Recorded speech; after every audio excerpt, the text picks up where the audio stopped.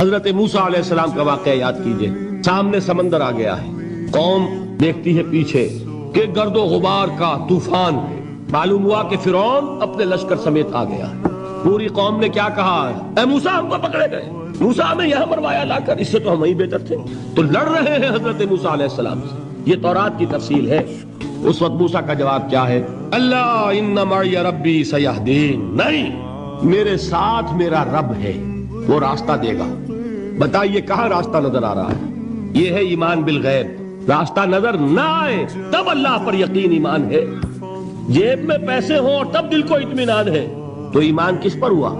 पैसे पर, अल्लाह पर नहीं। जब वसाइलो जराए न हो और फिर यकीन हो, अल्लाह मुसब्बिबुल असबाब है, वो असबाब का पाबंद नहीं है, वो असबाब का मोहताज नहीं है, असबाब उसके मोहताज है।